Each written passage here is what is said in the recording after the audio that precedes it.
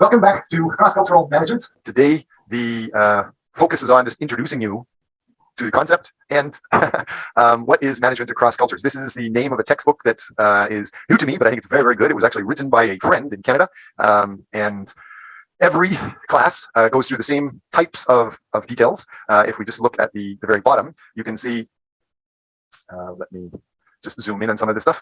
This talks about how we are going to be teaching the class, what are our styles of the topics that we present. If you are interested in those teaching details, then this helps follow our class format pretty well.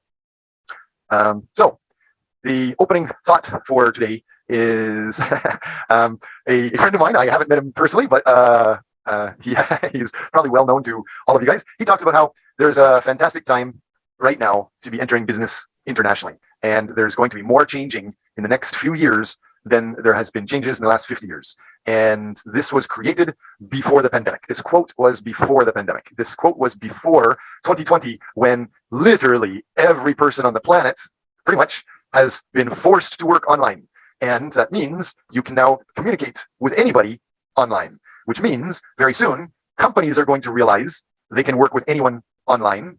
But probably currently, many companies think they should just hire people that live around their building. But if they realize you can just work online from anywhere, they will be hiring people from the other side of the world. People in Samsung need to realize there's changes. Although Samsung is famous in Korea, pretty soon the top executives are going to be looking at potential participants or workers in Vietnam or Kenya or anywhere in the world, because their talents may be, for some of the top talents, just as good as the talents here in Korea. So be aware of that. Learn how your environment is changing. Learn how you need to work with people internationally. And trust me, the way people work from place to place can be incredibly different. I'm originally from Canada. Korea works very, very different. Vietnam works very, very different. India, China, Kenya, Nepal. I've worked with many countries, and most of them have significant differences.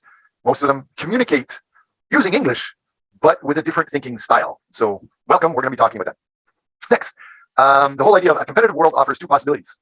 You can lose, or if you want to win, change. You have to change. That's the same thing that the CEO of Samsung is famous for saying for a long time. You have to change everything in life except your family. So please learn those details. What do you think are some of the biggest things that you may need to focus on?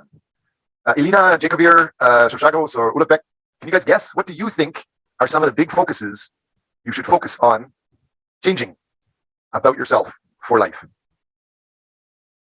I think one part is maybe adapting to situations like fast. Yes, absolutely. That's actually what I wanted to hear from you guys. I was worried that you wouldn't be able to guess what I was looking for. Absolutely.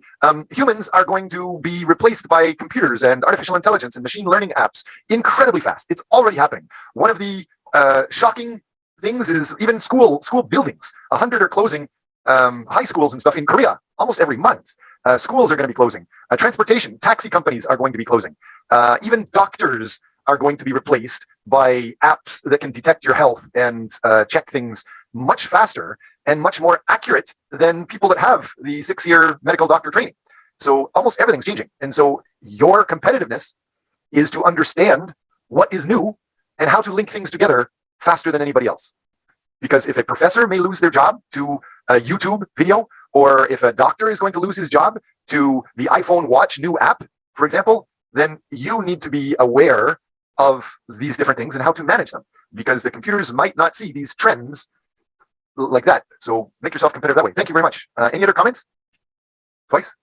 What is the average pay in Korea? A lot of people talk about 8,000 won per hour in Korea. I know some McDonald's workers in some places, not everywhere in Canada, but some places in Canada, McDonald's employees are making $30 an hour. What do you think is the average pay per person per year in a place like Nepal? Any guess? Some people say like $800 a year, full time, Monday to Saturday, more than 40 hours per week. And the average person is looking for like $800 for a year. So those McDonald's workers in Canada, number one, simple tasks are going to be automated, and other tasks are going to be outsourced. You need to understand that cross-cultural management details. So the theme of our course is talking about global opportunities. I see an incredible number of opportunities. There are more opportunities than Bill Gates and Steve Jobs had. I see there are more opportunities now than even the most successful, wealthiest businessmen, like the Rockefellers. Right now, with this move online, with this move with AI, artificial intelligence, with this move towards the fastest growing countries like Vietnam and China, there's an incredible number of opportunities. Be aware of that. Next, managing both performance and change by working with people from across the global business spectrum. I taught last semester, and especially the semester before that, when coronavirus started, I had something like 8 professors for our one class.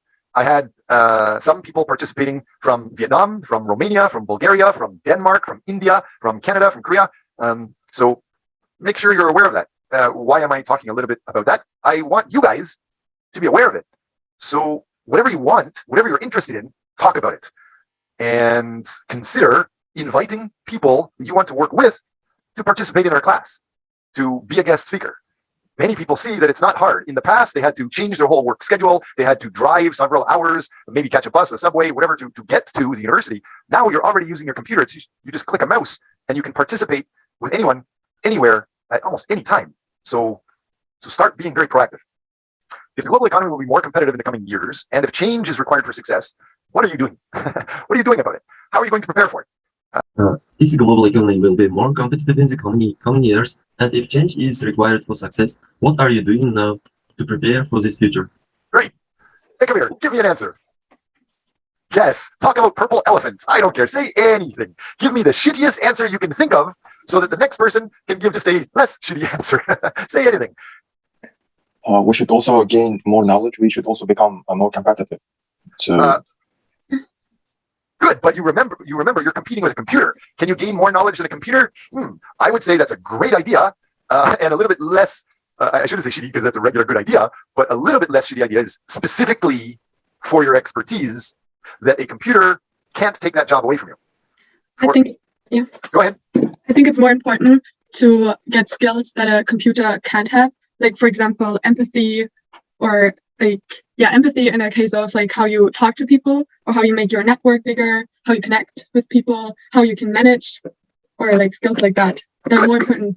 Yes, good. For example, yes, computers are working super fast. They can learn much faster than I can. Maybe you guys, the Gen Z or millennials, maybe you guys can learn faster. But if computers can learn fast, start thinking about the very small details. For example, most computers are made by who? Most computers are made by usually white guys or Asian guys. So what does that mean? A lot of maybe black women are going to be, not on purpose, but they're going to be excluded from things that those computer programmers just think is nice or is good, following the white guy focus, when that white guy may have completely different cultural values than a black lady from Brazil, for example. So yes, learning how the cultural differences are very important and maybe overlooked with cross-cultural management is an incredible thing for you guys to specialize in. And it's growing super fast. We're going to be talking a lot about that today. Everybody knows IQ. That also was developed by white guys a long time ago. And then they developed the EQ for emotional intelligence. Well, now there's the CQ to be thinking of. CQ, cultural intelligence. Anyway, so what do managers need to know to survive and succeed in today's business environment? The fundamentals, macroeconomics, sure. Fundamentals, business practices, including strategy, marketing, these things, the fundamentals, yes. Specific skills in outsourcing, especially as I talked about, you might be able to have somebody on the other side of the world working for you while you're sleeping, so they can your job can continue to run 24 hours a day. While you are sleeping, they're working. While they're sleeping, you are working. Something like that. And then understand the political risk mitigation, negotiations, legal institutions. There's lots of things. Managers must understand how to work with other people and organizations around the world to get jobs done. And this is called multicultural competence, and it's related to cross-cultural management. So, management challenge. With increasing globalization comes pressure for both change and competitiveness. Understanding this changing environment is a manager's first challenge. Second challenge is building beneficial interpersonal multicultural relationships, exactly what we just heard. And not only with people in different parts of the world in order to overcome these challenges, but to take advantage of these opportunities presented by this global change. How many of you work online, like trying to get a job, or put your resume out online, or are planning to hire somebody online? Most professors usually don't talk about how students, you could hire somebody online to help you do your research. You could hire somebody online to help you write. Some people, some professors, many professors say, oh, that's cheating. Well, is it? Because we teach in business and in management how to copy the most successful people. So we look at Jeff Bezos, we look at Elon Musk, we look at Bill Gates. Do you really think that they don't outsource and get other people to help research or type some details or write some details, edit some details? Of course. Learn how to work with that. People in Kenya they speak English naturally. People in Nepal, they also speak English, official language. And if they're working for much smaller amounts, some people say, oh, it's bad to not give the job to somebody in your country. Well, is it bad to make a family on the other side of the world starve when they're more eager to have the job or they're more talented about the job than somebody else? I would love to hear who's the extra class student participant today. Was that Chocamos? Are you the guy that's supposed to be talking a lot today? If you guys have any comments, please bring them up. That whole idea of ethical behavior. Is it ethical to hire somebody on the other side of the world to do things at 10% of the cost of what it costs to do something here in Korea? Like simply editing your paper. I think it depends because the living costs are also different. Like, for example, I come from Germany and our living costs are higher than the living costs in Kenya or somewhere else in the world. So I'd say the loan, which would be, I think, like not enough for me to live in Germany, like 10 euros an hour or something, but it would be a lot for somebody who lives in a different part of the world. So I think for me, in some parts, it's okay.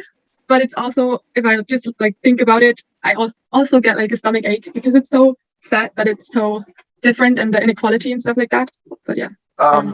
Thank you very much. I love that comment. Elena, are you a strong-minded lady? Is it okay if I argue with you and say some things to maybe provoke you? Is that okay? Or should I just be a nice, calm teacher and give a regular lecture?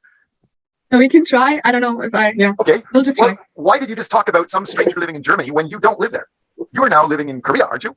Yeah, right. Which means you can travel to the other side of the world, which means I have money. No, not just that. That's an extra thing. But you could travel anywhere. You could be living in Kenya, helping those people, or living in Nepal, helping those people, perhaps with more international cross-cultural management skills than most people there. So there are, millions and millions and millions of people in those countries that don't have your cross-cultural experience, number one. And this class gives you this training. So you're more qualified than these millions and millions of other people. You could get a lot of other jobs in other parts of the world. Why do people restrict things? Because somebody hundreds or thousands of years ago took some little chalk line and drew a border between this is my land, that's your land. Is that realistic? Should we really worry about it? It's an ethical question, yes. So I left my home country longer than you guys have been alive. Should I still promote Canadian jobs that are paying $30 an hour for McDonald's work to ask, would you like fries with that? I don't know if you moved to South Korea, right? So and Vietnam, and I lived in India, and I lived in South America, and I lived in Kenya for a while. Yes. And I have a question. Did you but you got paid less, right, than in Canada? Yes, I did. But you also adapted to what was around you. Like, for example, in South Korea, I think it's still okay, but in Vietnam or somewhere else, the living standards are really different from the ones in Canada, right? Yeah, I love them, especially in Vietnam. Canada is freezing my butt. So I think for me or for you helped the people in Vietnam because you gained a lot of knowledge as a kid. Like, you had a really good education and so on. And moving to South Korea, or not really South Korea, but Vietnam or Nepal, you bring the knowledge to them and you can help out all the people at your workplace with your knowledge, and they will gain more knowledge. So, they become better and they might move to Canada and get a job there now. Actually, that's what one of my staff in Vietnam, they did move to my hometown in Canada. Another one moved to their dream area in Europe. So yes, that happens a lot. And although the typical teacher pay in Korea or actually here at this university, normal Korean professors, the saying goes, gets paid at least twice, if not 3 times more than a foreign faculty in Korea. And in Vietnam, the professors are usually paid $300 per month. Versus here, it could be $3,000, $5,000, $10,000 a month is definitely possible. But at the same time, whereas the normal average pay could be lower there, as I was saying to you, going to these other countries, I was able, although I went to Da Nang, which is in the middle of Vietnam, I found in the other end of the country, there were some universities paying international prices. So I worked for them for a while and I had the Canadian salaries. And I was able to hire 10 different TAs to support me with activities. So yes, go ahead. Yeah. No, but while you hire them, you also give them something back, because I think when I hire somebody to do my research, I also teach them how to do it, so they will get better at researching stuff and they can gain more knowledge. So inequality is less there when you move to other countries and help other people out and you just spread your knowledge so people can move on with your knowledge and so on and so on. I love what you're talking about. It's so amazing. Yes, for sure. In Canada, for example, since I'm Canadian, I can pick on some other Canadians. I hope my friends I went to elementary school, high school, and stuff don't want to kill me. But absolutely, there's so many people in my home country, even some family members that are very complacent. I come from a rich family. My father was a medical doctor. We were basically millionaires. We had yachts, we had cars, we had mansions. I'm not bragging. I'm just saying we had almost everything. But so did the neighbors. The neighbors had bigger houses than we did. And so they're used to having everything and having supposedly the best education. So they didn't have to try, they didn't have to struggle. And me, for example, I used my idle mind a lot of time getting into trouble versus when I went to Nepal and Kenya and India. Wow, those guys, I hired people to work for my company and they knew the working hours was 9 to 5. But when I was there in a hotel, setting up offices over there, my staff would be outside my hotel door at 4 a.m. or 5 a.m. dropping off photocopies that they've made, thinking it might help, and just doing things that might help, being so much more proactive. It wasn't part of their job. They're just suggesting ways so that they could be better than anybody else, so they could get more promotions and more bonuses and grow. That type of the person that wants to learn can learn a lot more from you, yes, but at the same time, there's the complacency, and they actually work a lot harder. Some people say, no, I work harder than anybody else. I deserve to have $50 an hour.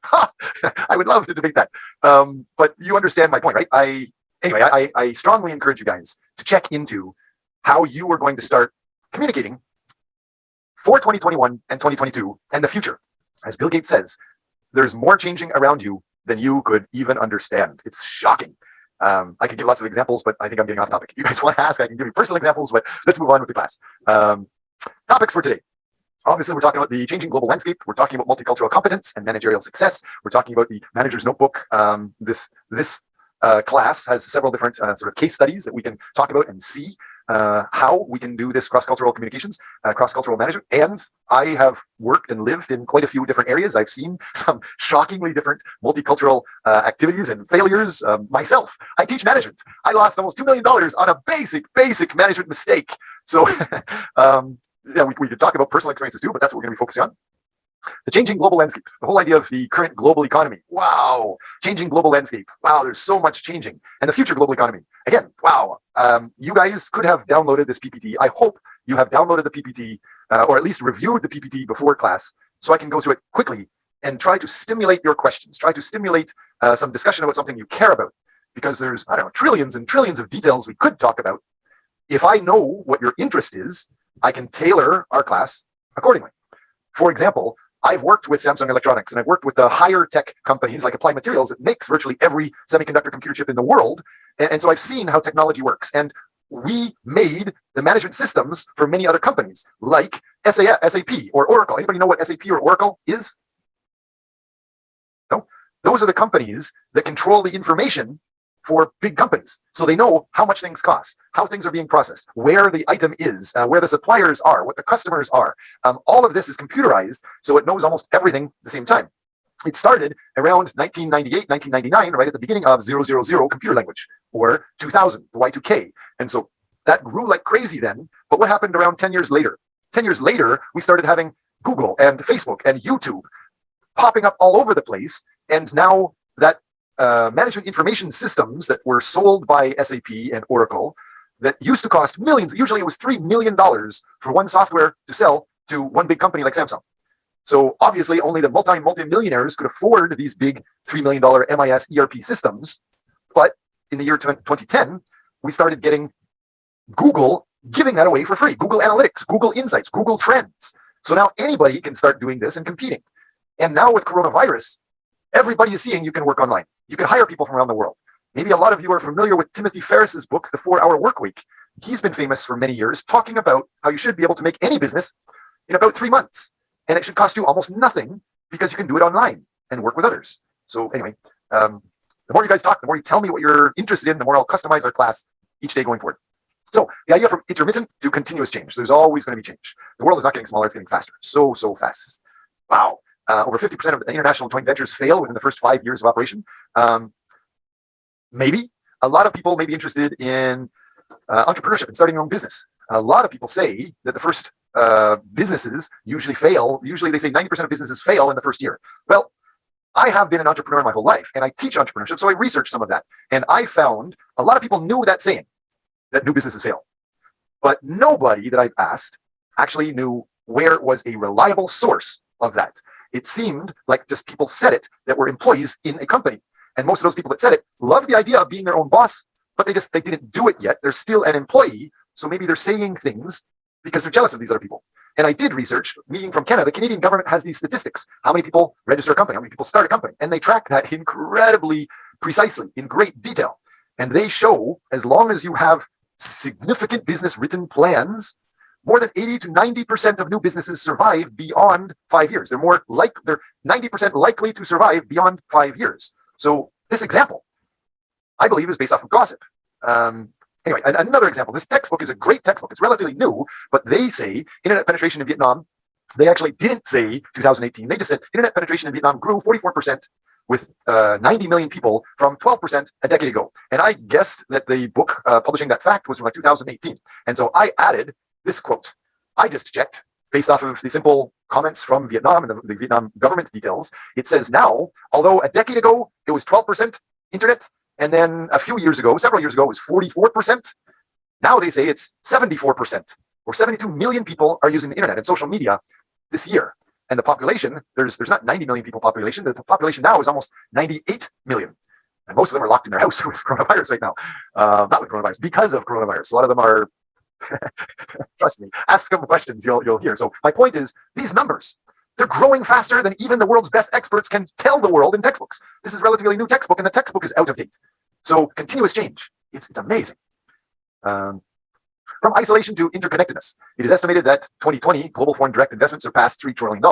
Well, the United States, I think, created in their own factory, didn't they create something like $3 trillion this year just to help with coronavirus and economic stimulation? So again, this is old numbers. The new numbers is much, much bigger than that.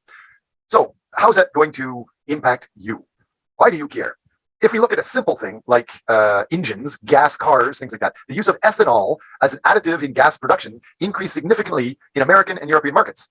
That was several years ago. It's dropping now because of electric cars and things like that. But because of this ethanol going into gasoline, the ethanol is made from corn or biofuels, things like that. These corn prices skyrocketed because corn makes the ethanol.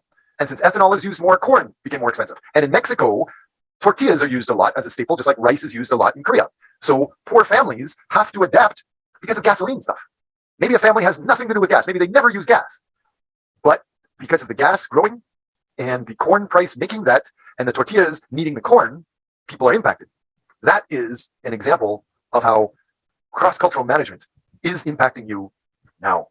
What else? How many of you care about some K-pop music? Ulrich, do you care about K-pop? Can you name any K-pop players or singers? I know only BTS and Blackpink. Blackpink, okay. You don't know my son? My son is in this. And anyway, yes, so Blackpink, what is this? So we're going to discuss a little bit about this. Why should we care? Some people love Blackpink. It's a Korean K-pop group. Some people say it's Korean. Some people say it's not Korean. Did you guys know that some of these people are from New Zealand and then Australia, and other people here are from Thailand?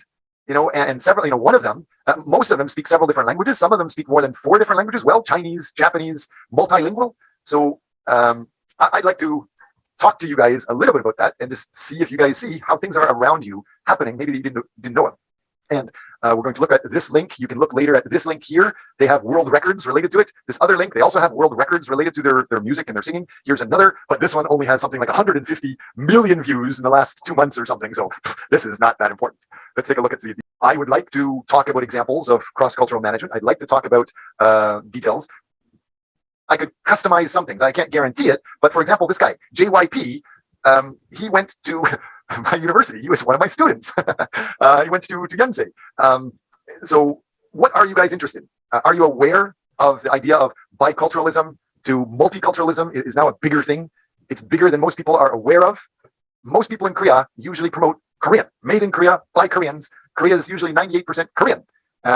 Several years ago, we had in 1997, 1998, we had the idea of the Asian financial crisis, and many companies were going bankrupt. And so the country of Korea was worried about defaulting on their loans. So the country tried to make a lot more money internationally. So they were promoting some of these details, and they almost forced everybody to start learning English. Everybody had to start focusing on exporting. Everybody had to start focusing on selling things outside of Korea to bring money into Korea.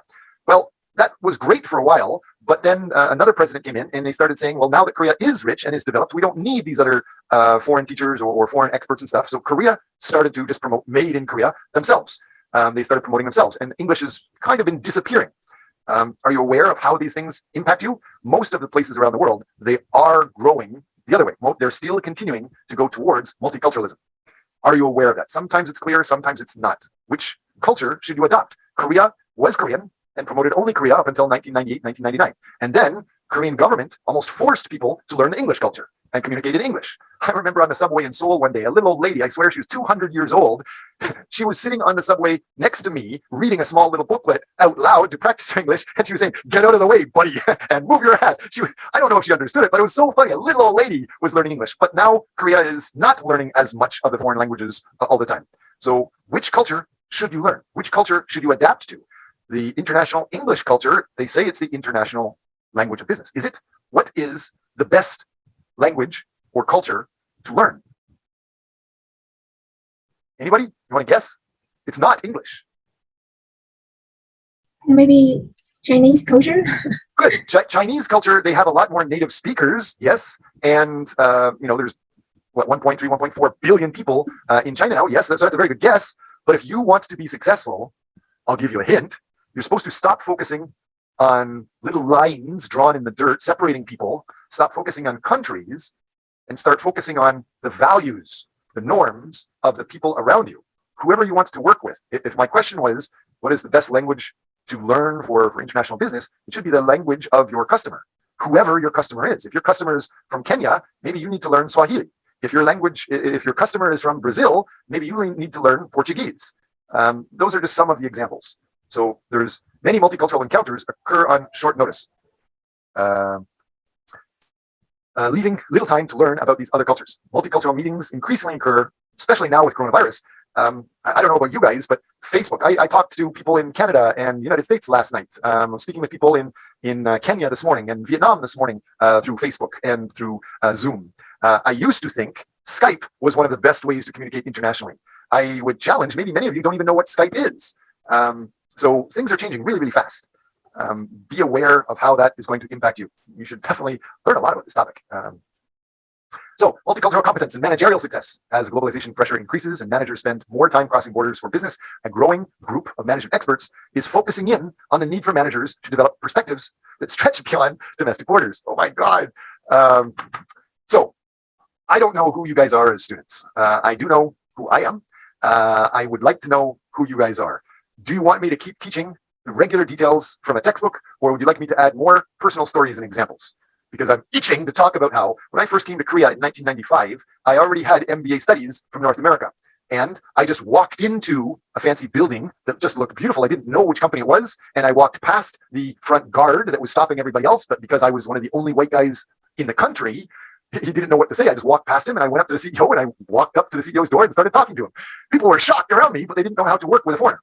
And so that idea of how you need to zero in on the need for managers was quite interesting, because I told him, I know you're Samsung, I know you're big, but I do know most people around don't know what North America is or what the culture is like, let alone Latin America. And I just came from living there. I'd be happy to teach you or some of your staff about this. And so they hired me to train their executives on international management.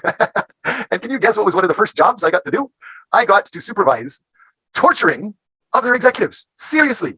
The top Samsung people were literally torturing their top executives because they thought that was the best international cross-cultural management way to make their company better.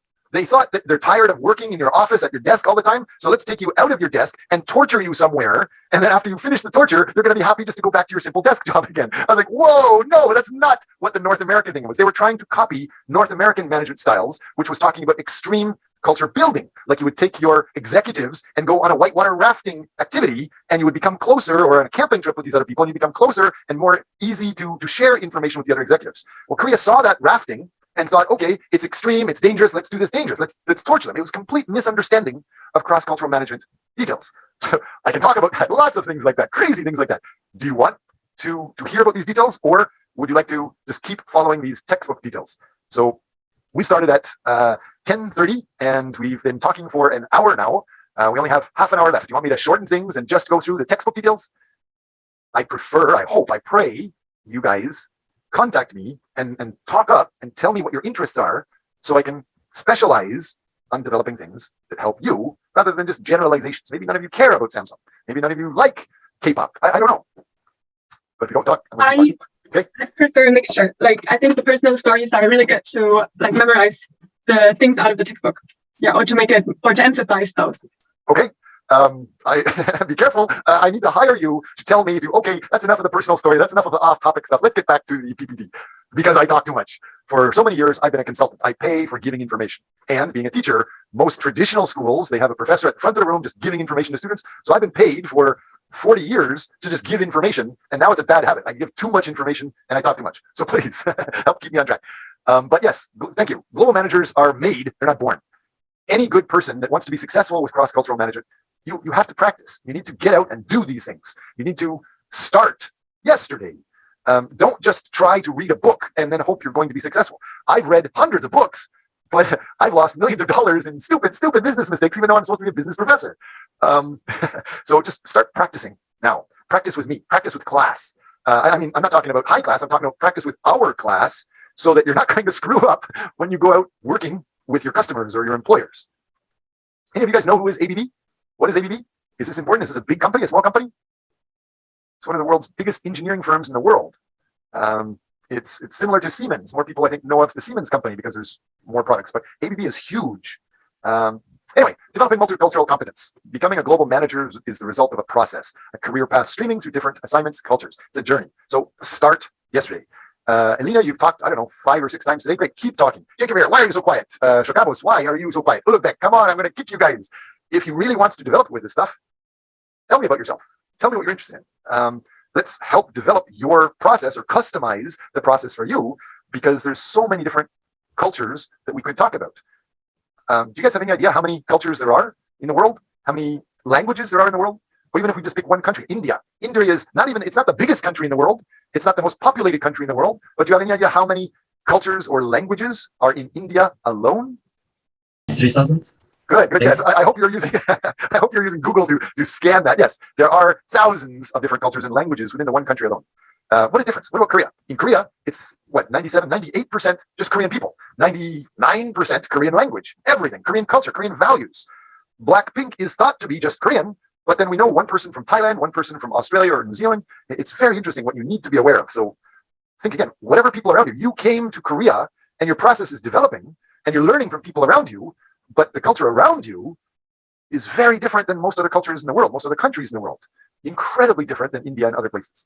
What differentiates effective global managers is not just their management skills, which is important, but it's a combination of those management skills with multicultural skills, multicultural competencies. So what do I think that is? I think that means you need to research the other person you want to work with as much as possible, as fast as possible, and try to work in a mutually beneficial way. First of all, understand who you are. I've been teaching stuff like this and working with these type of activities for many years. Most people, when I ask you to tell me about your culture, they talk about, oh, I'm from American. We have French fries and stuff like that. Well, they can have French fries in almost every country in the world. That doesn't tell me your culture. It just tells me that one thing that's a popular food. So most people don't even know your culture. Try to start identifying what is your culture, which most people don't know. And then after you try to understand more about yourself, continue learning that, but then start to understand that target person, the person that you want to impress, the person that you want to work with. Then try to understand their culture and satisfy them. Most people, unfortunately, they don't care what you think. They don't care what ideas you have. Most people care about themselves. Most people care about what they are doing. So find out what they are doing, what they want to do, and help them do it, and they will listen. They will respond. They will be happy. Like if you want a job, research the director of maybe the executive in that company you want to work with. Find out what is the job that he wants done, what are some activities that he's trying to develop, and help him develop those activities. That is the whole purpose of our class research project. Research that company, and more specifically, that executive, find out what he wants or she wants, and start giving it to him in a project. So I talk too much. Developing multicultural competence. There's the management experience, there's the multicultural experience, and altogether that comes into as the global management skills. And they're not the same thing. They don't equally respond. It takes a long time to learn about management. For example, I'm a professor of management, but I've had many, many different failures with management. Fortunately, some good things too. And I have a PhD, and my life story has been trying to learn about multicultural experiences and competence. And I've had lots of failures with these, even interacting with students, getting you guys to talk more. There are suggestions and research to show you what is good, but you need to start doing and start combining these things together. They're completely different. There's a lot of different details. And even after you read these things, even after you study these things, hopefully you won't make as many mistakes as I did, even though I have 13 years of university beyond an undergraduate degree. So there's lots to learn. Developing multicultural competence. Being multicultural competent is more than just being polite or empathetic to people from other cultures. It's getting things done through people by capitalizing on the cultural diversity. Think about the 3 stages of things that we'll be talking about next. So what are these stages? Stage 1, understand challenges facing global managers. Stage 2, understand the context in which global managers operate. Stage 3, develop specific global management skills. So, Jacob here, can you give me a comment? For example, what is something related to stage 1? Understand the challenges facing global managers. What is a challenge facing global managers? Today is September 6th, 2021. Pretty soon, 2022. What is a challenge for global managers?